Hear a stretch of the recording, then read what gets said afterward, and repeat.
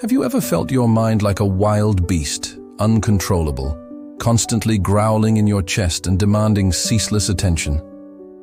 If the answer is yes, then the story I am about to tell may well be a guiding map, a torch illuminating the path back to the peace you have always yearned for.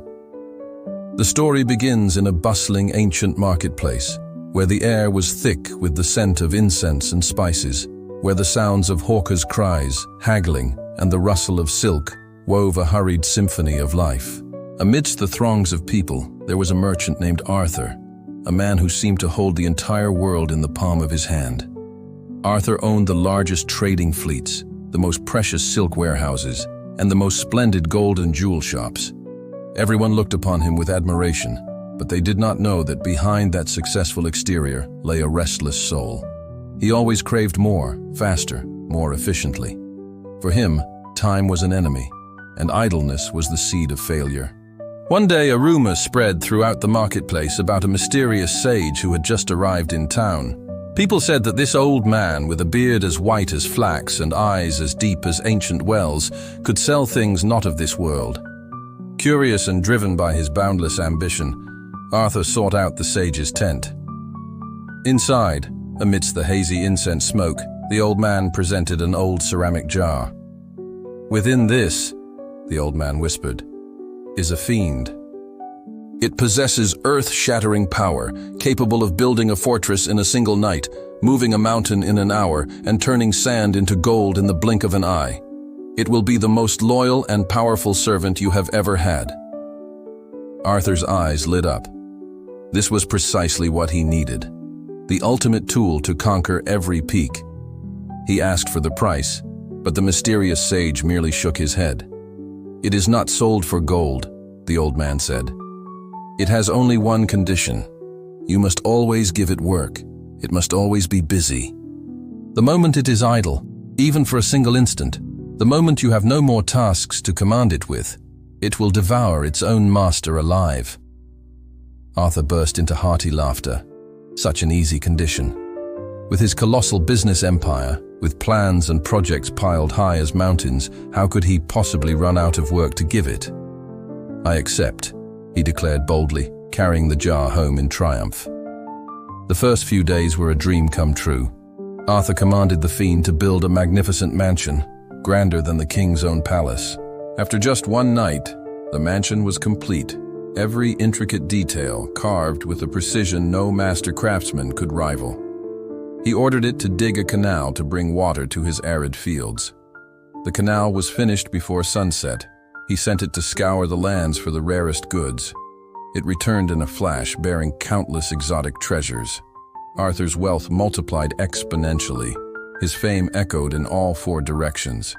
He felt like a god, capable of controlling the entire world. But then, the nightmare began to creep in.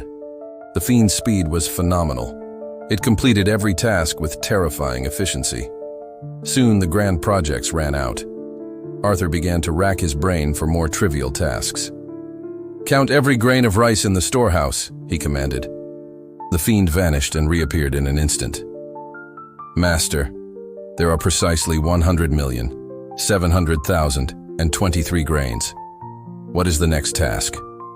Arthur panicked, ordering it to polish every gold coin in his treasury. "Done, master. They gleam like mirrors. What is the next task?"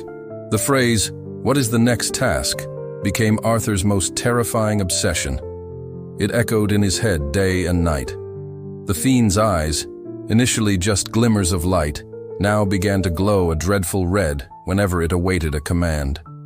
Its voice was no longer respectful, but grew impatient, growling like a hungry beast. Arthur dared not sleep.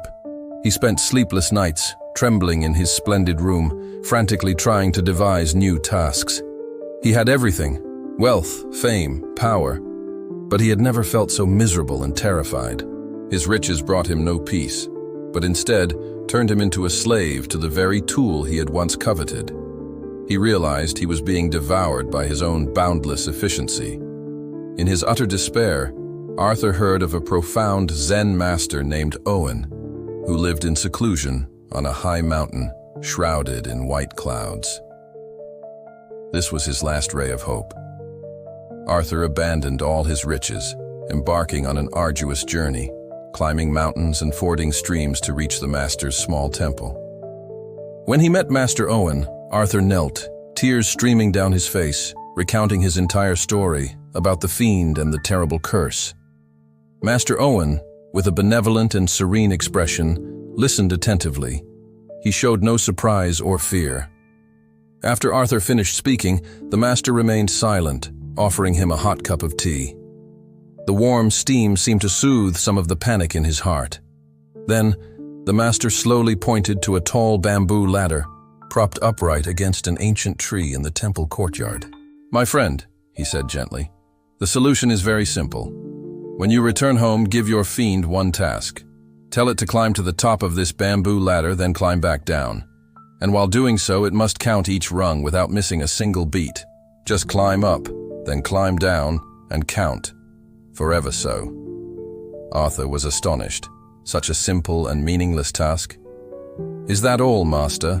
he asked again, hardly daring to believe. Master Owen smiled. "That is all. A task that never ends. Go home and try it." Returning home, still half doubting, Arthur found the fiend pacing impatiently, its eyes glowing red like two burning coals.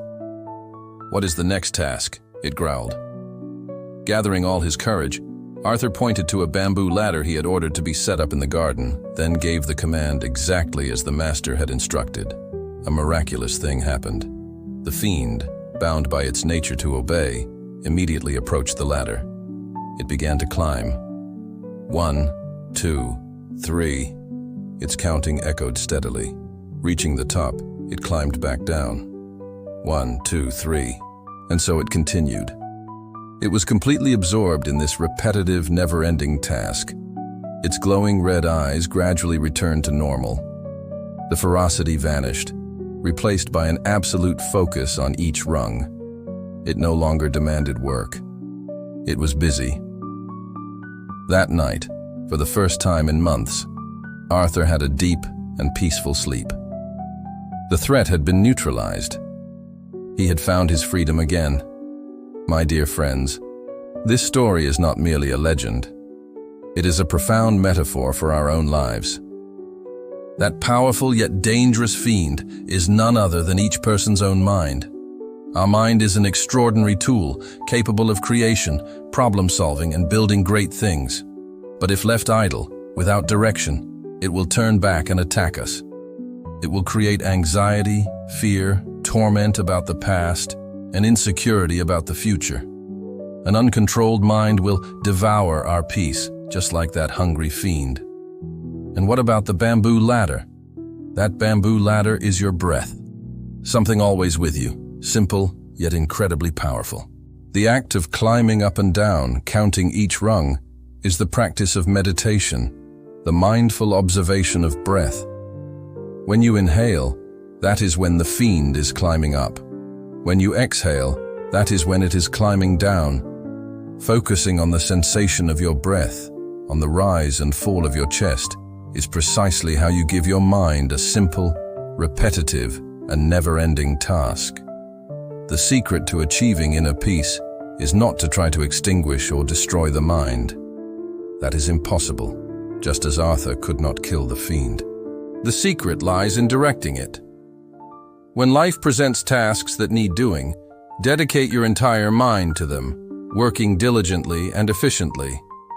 But when those tasks are complete, in moments of stillness, instead of letting your mind wander and create vexations, gently guide it back to your bamboo ladder. Observe your breath. Inhale, exhale. It is as simple as that. By doing so, you will master the powerful fiend within you, transforming it from a terrifying jailer into a loyal servant. And then, no matter how stormy or turbulent the outside world may be, you will always find a steadfast refuge, a profound stillness deep within your own soul. That is true peace.